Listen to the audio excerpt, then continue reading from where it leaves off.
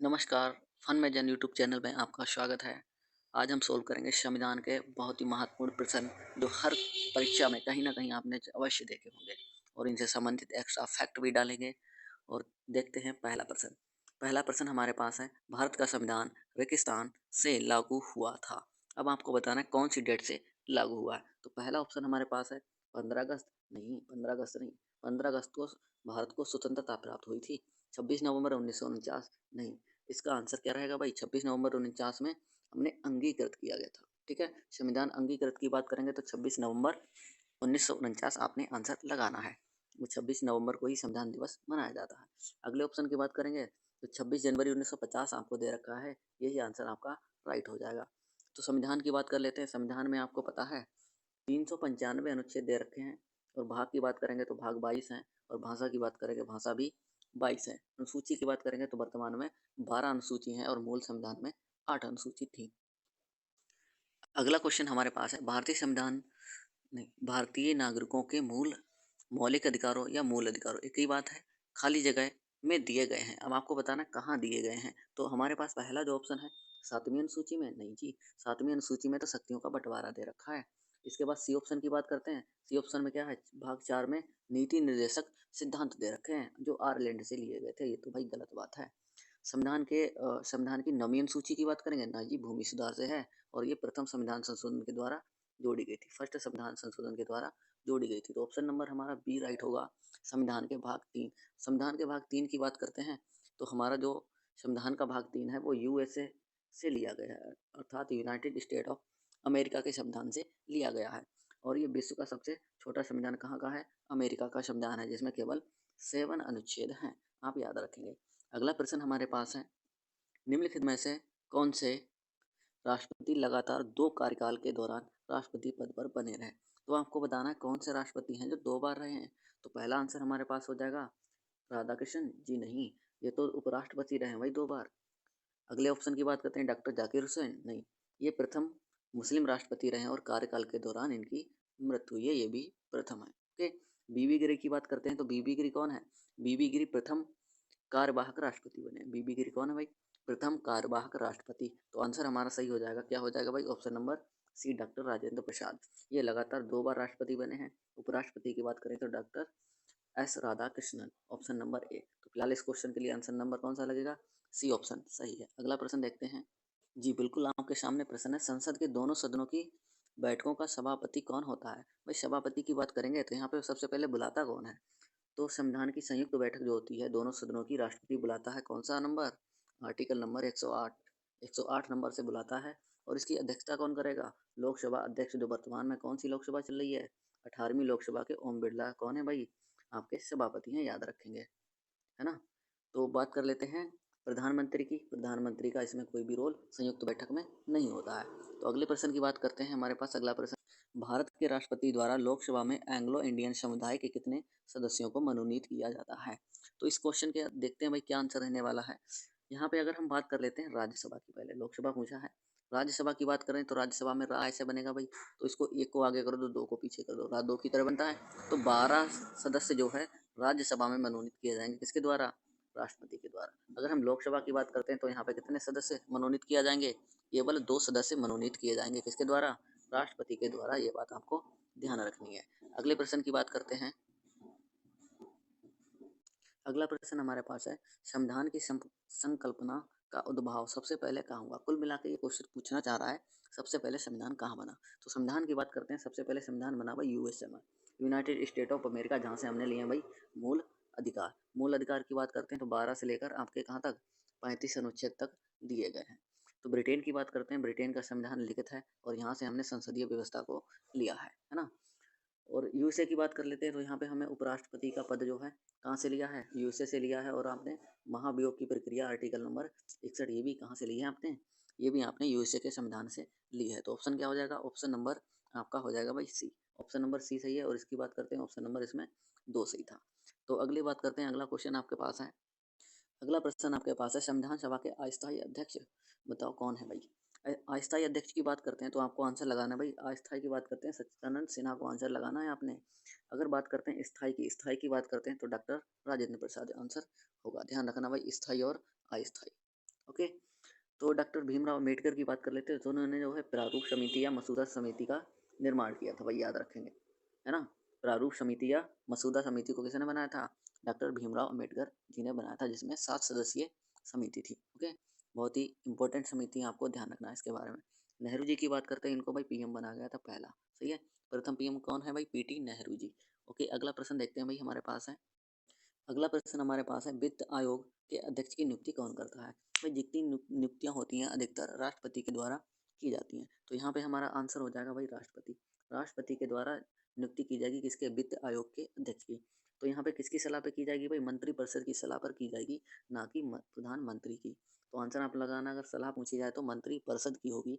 अगर बात कर लेते हैं यहाँ पे वित्त आयोग का गठन किया कब किया गया, तो वित्त आयोग का गठन 1951 में प्रथम बार किया गया था। अगले प्रश्न को देखते हैं भाई। अगला प्रश्न हमारे पास है, भारतीय संविधान के अनुच्छेद 74 और 75 किन विषयों पर विचार करते हैं? तो बताइए भाई किन विषयों पर विचार करते हैं? तो हमारा आंसर जो हो जाएगा ऑप्शन नंबर ए, मंत्रिपरिषद।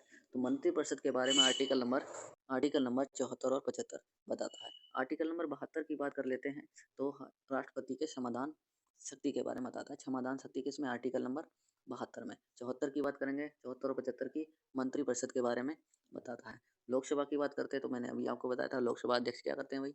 संयुक्त बैठक की अध्यक्षता करते हैं। ओके, अगला प्रश्न हमारे पास है। अगला प्रश्न हमारे पास है, संसद के दोनों सदनों के संयुक्त बैठक का अधिवेशन कौन बुलाता है? बताओ, संयुक्त बैठक कौन बुलाता है? संयुक्त बैठक बुलाते हैं भाई राष्ट्रपति जी। राष्ट्रपति कौन है? द्रौपदी मुर्मू जी हैं, जो एसटी कास्ट की प्रथम महिला राष्ट्रपति हैं। वैसे अगर पूछा जाए तो महिला द्वितीय महिला है, प्रथम कौन है?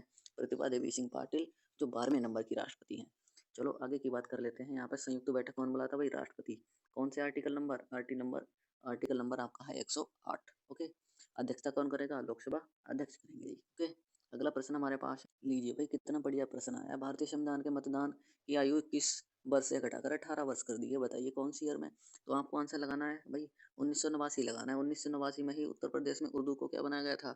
दूसरी राज्य भाषा के रूप में स्वीकार किया गया था। आंसर आपको याद रखना है, ऑप्शन नंबर बी आपको याद रखना है। आंसर क्या हो जाएगा भाई? 21 से 18 वर्ष कर दी गई थी आयु, कब? 1989 में। ओके, अगला प्रश्न हमारे पास है। आपको इसमें बताना है, सर्वोच्च न्यायालय के न्यायाधीश की आयु में सेवानिवृत्ति होते हैं, बताओ कौन सी आयु में सेवानिवृत्त अर्थात रिटायर होते हैं? तो कौन सी आयु में होते हैं? आंसर लगाना है आपको नंबर और डी, 65 वर्ष की आयु में क्या होते हैं भाई? रिटायर होते हैं। और इनकी नियुक्ति किस पे होती है? कोलेजियम प्रणाली पर होती है भाई। इनकी नियुक्ति हमेशा कोलेजियम प्रणाली पर होती है। इनके वोट जो डाले जाते हैं उस प्रणाली को क्या कहते हैं? कोलेजियम प्रणाली आप बोल सकते हैं ना। अगला प्रश्न हमारे पास है, भारत के मुख्य निर्वाचन आयुक्त का कार्यकाल होता है, कार्यकाल बताना है आपने कितने वर्ष का होता है? तो कार्यकाल की बात करते हैं तो ऑप्शन नंबर क्या हो जाएगा? ऑप्शन नंबर हो जाएगा भाई सी, 6 वर्ष अर्थात 65 वर्ष। जो पहले हो जाए, या तो व्यक्ति 6 साल पूरे कर ले या 65 वर्ष पूरे कर ले, तो उसका कार्यकाल क्या हो जाएगा भाई? समाप्त समाप्त हो जाएगा। और प्रथम प्रथम आपके जो है निर्वाचन आयुक्त कौन है? सुकुमार सेन है क्या? जी बिल्कुल बताइए भाई, सुकुमार सेन है। आपको बताना है कमेंट में कौन से ऑप्शन तो क्या रहने वाला है प्रथम निर्वाचन आयुक्त। ओके, अगले प्रश्न की बात करते हैं। अगला प्रश्न हमारे पास बहुत ही बढ़िया प्रश्न है, किन दो राज्यों के लिए एक ही उच्च न्यायालय है? बताओ भाई, एक ही उच्च न्यायालय है, कौन से राज्य के लिए? अगला प्रश्न हमारे पास है, भारत के किन दो राज्यों के लिए एक ही उच्च न्यायालय है? तो बताओ किन न्यायालयों के लिए है? तो आंसर की बात करते हैं उत्तर प्रदेश की। उत्तर प्रदेश का तो भाई इलाहाबाद में है, जी बिल्कुल। तो पंजाब की बात करते हैं, तो पंजाब का कहाँ है भाई? चंडीगढ़ में। हरियाणा का भी कहाँ है? चंडीगढ़ में। तो ऑप्शन नंबर क्या लग जाएगा? ऑप्शन नंबर बी राइट होगा। इन दोनों राज्यों का जो हाई कोर्ट है कहाँ है भाई आपका? चंडीगढ़ में है। ठीक है भाई, इन दोनों का हाई कोर्ट कहाँ है? चंडीगढ़ में। केरल की बात करते हैं, केरल का कहाँ है भाई? एर्नाकुलम में है। केरल के हाई कोर्ट को क्या बोला जाता है भाई? एर्नाकुलम बोला जाता है। तमिलनाडु का कहाँ है भाई? चेन्नई में है ना। तो आपको इतना याद रखना है। अगले प्रश्न की बात करते हैं, 15वां प्रश्न हमारे पास है, राज्य विधान परिषद की सदस्यता अवधि क्या होती है? आपको ये बताना है एक सदस्य कितनी अवधि तक रहता है। तो सदस्य की बात करते हैं तो उसका कार्यकाल या अवधि की बात करेंगे 6 वर्ष की होती है, ऑप्शन नंबर 6 लगाएंगे। लेकिन 1/3 सदस्य जो है 3 वर्ष के बाद रिटायर होते रहते हैं। तो आगे की बात करते हैं। अगला प्रश्न हमारे पास प्रश्न नंबर 16, राज्य में मनोनीत राज्यसभा में मनोनीत सदस्यों की अधिकतम संख्या क्या होती है? तो मैंने आपको अभी जस्ट बताया था कि राज्यसभा राज्य ऐसे लिखा जाएगा, तो एक को आगे लिखना, दो को पीछे लिखना, अर्थात 12 सदस्यों को मनोनीत किया जाएगा। कौन करेगा भाई? राष्ट्रपति करेंगे जी, है ना। कौन करता है? और राष्ट्रपति इनको मनोनीत करता है। ओके, क्या ये बताओ राष्ट्रपति के चुनाव में ये लोग भाग लेंगे? जी नहीं। मनोनीत सदस्य राष्ट्रपति के चुनाव में भाग नहीं लेते हैं, लेकिन उपराष्ट्रपति के चुनाव में ये भाग लेंगे। ओके, अगले प्रश्न की बात करते हैं। अगला प्रश्न हमारे पास है, भारत की संविधान सभा किसके अनुसार गठित की गई? बताओ भाई, भारत की संविधान सभा किसके अनुसार बनी थी? तो साइमन कमीशन प्रस्ताव के आधार पे? ना जी ना। Cripps mission? भाई क्रिप्स प्रस्ताव कब आया था? भाई क्रिप्स प्रस्ताव आपका आया था 1942 में, है ना। आगे की बात करते हैं, माउंटबेटन योजना। जी नहीं, ये भी गलत होता है। माउंटबेटन योजना के आधार पे हम भारत के विभाजन के बारे में बातें की गई थी। तो हमारा ऑप्शन क्या हो जाएगा? कभी कैबिनेट मिशन के आधार पे हमने क्या करा था भाई? संविधान सभा का गठन किया गया था। तो आपको याद रखना भाई, इसका ऑप्शन क्या हो जाएगा भाई? कैबिनेट मिशन योजना। और इसमें कितने थे भाई सदस्य? सदस्यों की बात करते हैं, 3 सदस्य था। पैथिक लॉरेंस, एबी अलेक्जेंडर और कौन था भाई? एक था क्रिप्स, है ना। 3 लोग थे इसमें। आगे की बात करते हैं क्वेश्चन नंबर 18 की। अगला प्रश्न है, उच्च न्यायालय के मुख्य न्यायाधीश की नियुक्ति कौन करता है? तो नियुक्ति की बात करेंगे, उच्च न्यायालय मतलब कि हाई कोर्ट के बारे में बात कर रहा है। हाई कोर्ट की बात करेंगे तो यहाँ पे नियुक्ति कौन करेगा भाई? राष्ट्रपति करता है। किसकी सलाह पे? उस राज्य के, जिस राज्य में हाई कोर्ट के न्यायाधीश की नियुक्ति करनी है, उस राज्य के राज्यपाल से सहमति लेगा। क्या करेगा भाई? उस राज्य के राज्यपाल से क्या करेगा भाई? सहमति लेगा केवल, है ना। अगला प्रश्न हमारे पास है, सुरक्षा परिषद में अस्थायी सदस्यों की संख्या कितनी होती है? भाई ये कहाँ से क्वेश्चन आया? कोई बात नहीं। सुरक्षा परिषद में अस्थायी सदस्यों की संख्या कितनी होती है भाई? केवल 10 होती है। चलो अगर हम 8 की बात कर लेते हैं, 8 क्या है? मूल संविधान में अनुसूचियों की संख्या कितनी है भाई? 8 है। अगर 12 की बात कर लेते हैं, 12 क्या है? 12 जो है वर्तमान में अनुसूचियों की संख्या है। ओके। और 12 की बात करते हैं, 12 क्या है? 12 आपका जो है राज्यसभा में मनोनीत सदस्यों की संख्या भी है। ओके, इतनी बात आपको याद रखनी है। अगला प्रश्न आपके पास है, भाई कितना क्वेश्चन घुमाया इन्होंने। कितने किसने 2 पूर्ण अवधियों तक भारत के उपराष्ट्रपति पद का संभाला है? भाई पद को संभाला होना चाहिए, खैर कोई बात नहीं। पद को संभाला है तो बताइए। तो आंसर मैंने अभी आपको बताया था। क्या बताया था भाई? उपराष्ट्रपति 2 बार लगातार कौन रहे हैं? राधा कृष्ण जी रहे हैं। बीबी गिरी की बात करते हैं तो ये कौन है भाई? प्रथम कार्यवाहक हैं। और दूसरे कार्यवाहक की बात करते हैं तो कौन है? यम हिदायतुल्लाह हैं। अगर मुस्लिम की बात करते हैं तो ये प्रथम मुस्लिम कार्यवाहक राष्ट्रपति भी रह चुके हैं। ओके। अगले प्रश्न की बात कर लें। यहाँ पे हमारे पास 21 नंबर प्रश्न है, किसी राज्य की विधानसभा के अधिकतम सदस्यों की संख्या कितनी हो सकती है बताना है आपने। तो विधान राज्यसभा में अलग बात है भाई, विधानसभा में अलग बात है। ओके। तो राज्यसभा भाई संसद की बात है, विधानसभा विधानमंडल की बात है। तो यहाँ पे बात करते हैं भाई, विधानसभा में कितने सदस्य हो सकते हैं? तो अधिकतम 500 हो सकते हैं। लेकिन सबसे अधिक कहाँ है भाई? सबसे अधिक यूपी में कितनी भाई सीटें हैं? 403 सीटें हैं। विधान परिषद की यूपी में कितनी सीटें हैं भाई?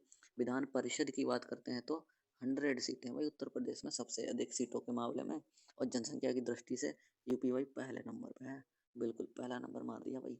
अगला प्रश्न हमारे पास है, अगले प्रश्न में आपको बताना है, भारतीय संविधान में मौलिक कर्तव्य कब समाविष्ट किए गए हैं? कुल मिला के ये पूछ रहा है कब मौलिक कर्तव्य जोड़े गए हैं। तो जोड़ने की बात करते हैं तो आंसर आपको क्या लगाना है भाई? 1976। तो आंसर क्या हो जाएगा भाई? 42वां संविधान संशोधन 1976 के द्वारा मूल कर्तव्य आपके जोड़े गए। भाई कौन सी समिति पर जोड़े गए? तो समिति की बात करेंगे, आपको क्या लगाना है भाई? समिति समिति आपकी हो जाएगी स्वर्ण सिंह समिति, जिसे आप बोल सकते हैं गोल्डन सिंह समिति।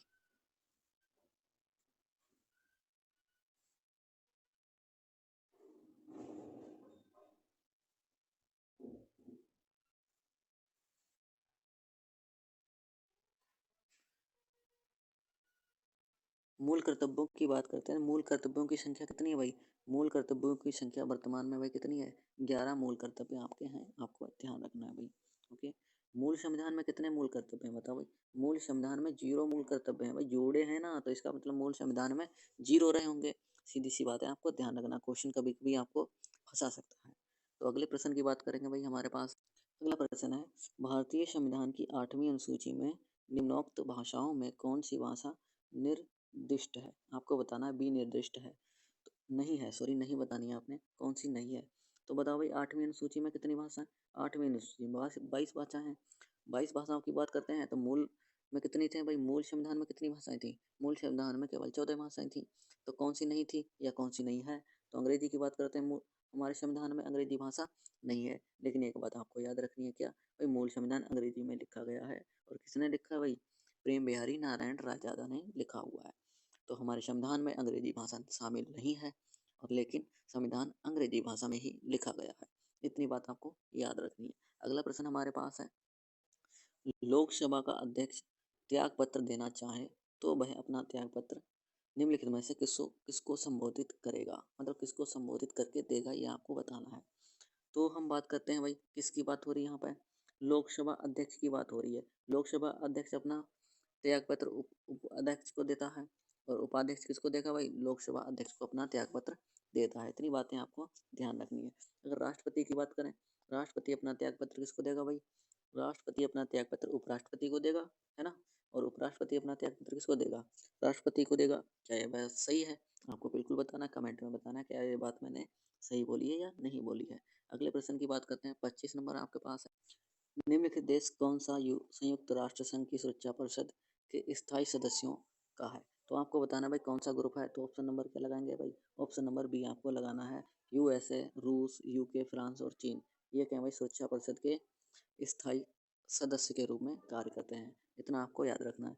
ये थी हमारी 25 क्वेश्चनों की एक पहली क्लास। कल आपको 25 क्वेश्चन से आगे की क्लास आपको मिल जाएगी। आपको बताना कमेंट में हमारी क्लास आपको कैसी लगी है। और आपका जो हमारा यूट्यूब चैनल है फन में जन, आपका बहुत बहुत इसमें दोबारा से स्वागत है, जो आपने इसको विजिट किया है। बहुत बहुत धन्यवाद हमारी क्लास देखने के लिए। आपका दिन शुभ हो।